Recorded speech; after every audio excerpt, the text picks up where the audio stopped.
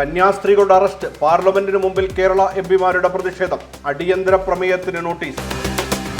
അരമനയിലിരുന്ന് പ്രാർത്ഥിച്ചാൽ പരിഹാരമാകില്ല, തിരുമേനിമാർക്ക് പരാതി പറയാനുള്ള ധൈര്യം പോലുമില്ലേ എന്ന് വിമർശിച്ച് മന്ത്രി വി ശിവൻകുട്ടി.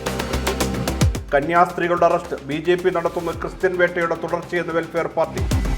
10 വർഷം വരെ തടവ് ലഭിക്കാവുന്ന കുറ്റം. ഛത്തീസ്ഗഡിൽ അറസ്റ്റിലായ മലയാളി കന്യാസ്ത്രീകൾക്കെതിരെ ഗുരുതര വകുപ്പുകൾ, FIR പുറത്ത്.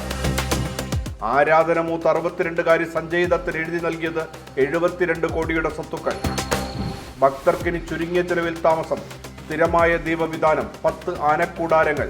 ഗുരുവായൂരിൽ യാഥാർത്ഥ്യമായി നിരവധി പദ്ധതികൾ. പൊട്ടിവീണ വൈദ്യുതി കമ്പിയിൽ നിന്ന് ഷോക്കേറ്റ് വയോധികന് ദാരുണാന്ത്യം. സംഭവം കാസർകോട്ട്. ഓപ്പറേഷൻ സിന്ദൂർ ചർച്ച, തരൂരിനെ കൂടെ കൂട്ടാൻ കോൺഗ്രസ്. ചർച്ചയിൽ സംസാരിക്കാൻ താൽപ്പര്യമില്ലെന്ന് തരൂർ.